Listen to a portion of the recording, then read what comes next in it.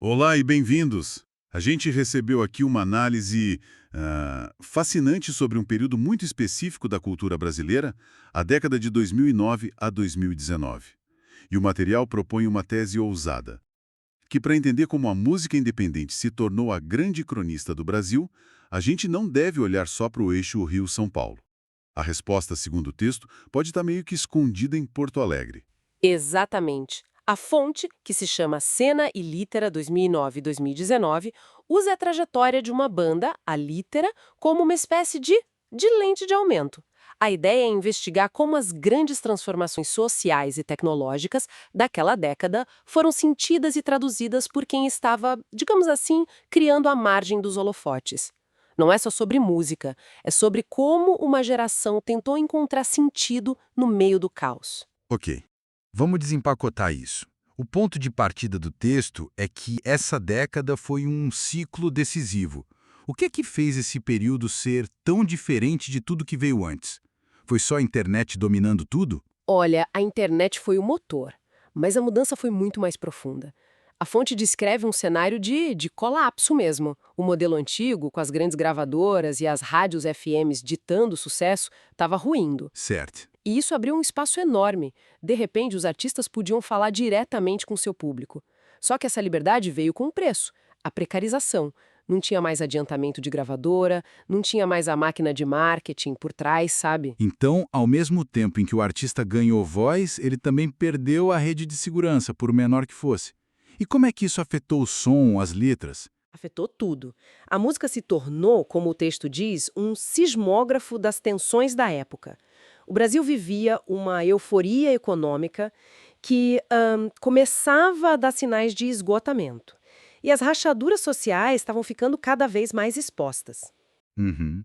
E as letras passaram a refletir isso, o desencanto com a cidade, a ansiedade com o futuro do trabalho, as novas formas de se relacionar. O palco, e essa é uma citação poderosa da fonte, deixou de ser só um lugar de espetáculo para virar um espaço de escuta, de posicionamento e muitas vezes de sobrevivência. Sobrevivência é uma palavra muito forte. A arte como uma necessidade básica, quase. E a fonte cita alguns nomes que hoje a gente reconhece como definidores daquela época, né? Criolo, Emicida. Tulipa Ruiz, o Terno. Sim. E é interessante como cada um representa uma faceta desse movimento. Criolo e Emicida trouxeram a crônica da periferia com uma sofisticação poética e musical que furou a bolha do rap. A Tulipa Ruiz trouxe uma nova sensibilidade pop, mais autoral, mais feminina, e bandas como o Terno e Bugarins estavam olhando tanto para a psicodelia dos anos 60 quanto para suas próprias angústias urbanas. Entendi. O que une todos eles, segundo a análise, é que estavam tentando reorganizar o mundo através da música para uma geração que já tinha perdido a fé nas grandes promessas de progresso. Era uma música que nascia da dúvida, sabe? Não da certeza. Certo, esse é o panorama nacional. Mas, como a gente disse no início, a fonte nos puxa para um lugar específico. Por que Porto Alegre?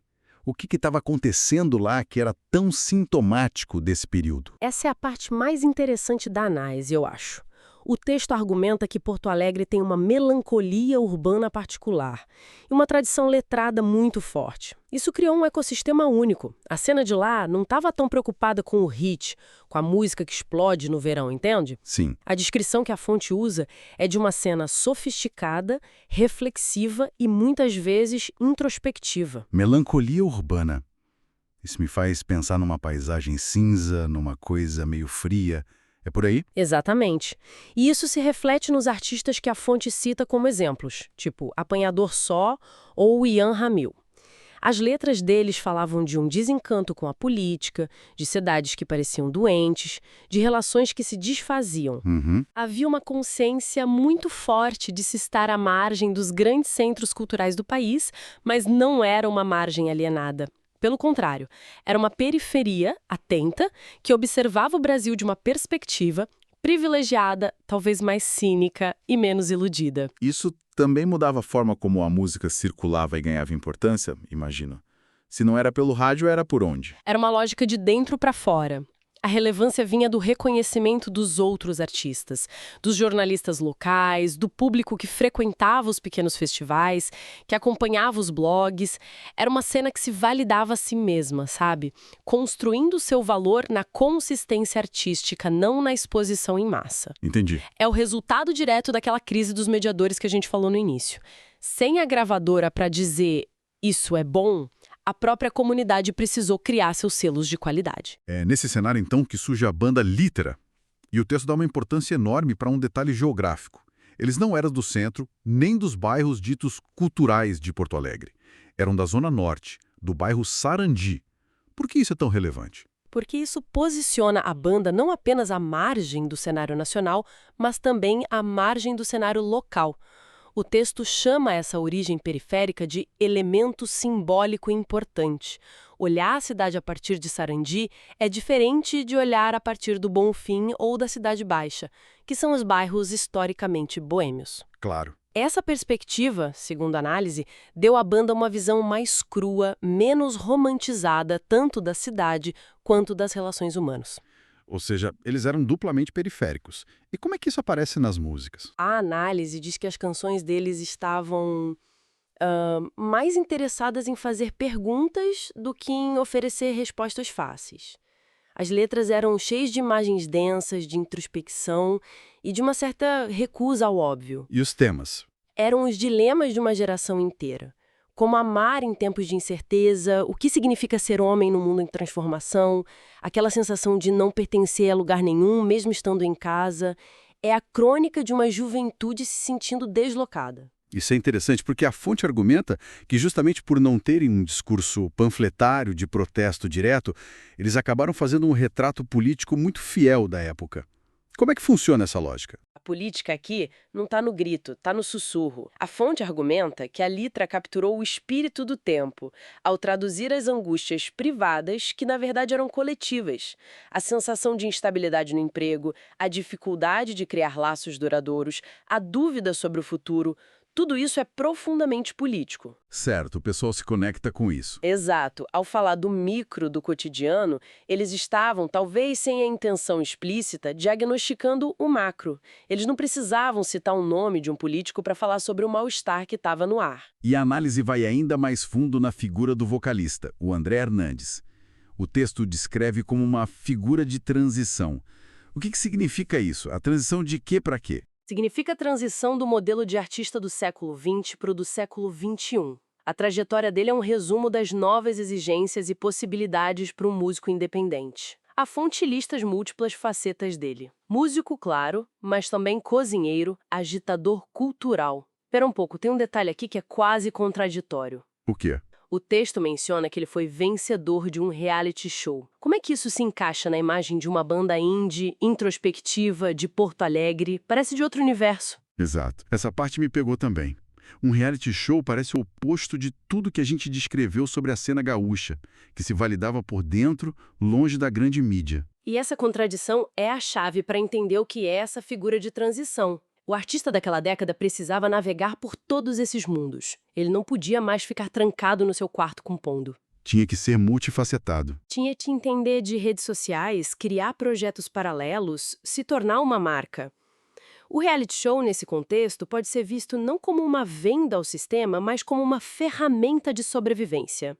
Uma forma de conseguir visibilidade e recursos para continuar fazendo a arte em que ele acreditava. Então ele representa a passagem do músico que só faz música para o artista que precisa ser um empreendedor cultural para existir. É uma mudança enorme. Gigantesca. E mostra a precarização, mas também uma nova forma de poder. O artista não depende mais da gravadora para ser descoberto. Mas agora ele tem a responsabilidade de criar o seu próprio palco, o seu próprio público, a sua própria relevância. Sim. E no caso do André Hernandes, isso se materializou de forma muito concreta. Ele se tornou sócio de um espaço, o Café Mal Assombrado Poa. E esse café não era só um café, certo? O nome já entrega um pouco. De jeito nenhum. Era um ponto de encontro que misturava música, literatura, artes, e a partir dali ele criou outras iniciativas, como a caminhada Porto Alegre Mal Assombrada, que resgata lendas e histórias esquecidas da cidade. Que interessante. E o que é fascinante é como tudo se conecta. A música da Lítera, que fala sobre uma cidade que adoece e sobre memórias, dialoga diretamente com uma caminhada que investiga o passado oculto dessa mesma cidade. A arte dele não acabava quando a música parava no palco, sabe? Ela se espalhava pelas ruas, criava uma experiência. Fica claro que existia ali um trabalho denso, relevante, super conectado com a cidade e com o seu tempo. O que nos leva à pergunta inevitável. Por que uma banda como a Lítera não teve um reconhecimento nacional muito maior? A qualidade, pelo visto, não era o problema. Cultural brasileiro. É a velha história da centralização no eixo Rio-São Paulo. Por mais que a internet tenha democratizado a distribuição, os centros de poder da mídia, dos grandes festivais e dos formadores de opinião ainda estavam, e em grande parte ainda estão, muito concentrados. É frustrante ler isso porque mostra que ter uma obra de qualidade muitas vezes não é o suficiente. Fica uma sensação de potencial desperdiçado, não? Totalmente. A análise fala que muitos artistas daquela geração produziram trabalhos incríveis, mas esbarraram em limites estruturais difíceis de transpor. Ainda assim, o texto faz questão de dizer que o sucesso não é a única medida de importância. A Lítera se tornou uma referência fundamental na cena gaúcha. Ocupou um espaço simbólico, dialogando com artistas já consagrados e, ao mesmo tempo, abrindo portas para quem estava começando. Eles ajudaram a construir e a solidificar aquele ecossistema. E qual é o legado que fica, então, uma década depois? Onde é que a gente encontra a importância deles hoje?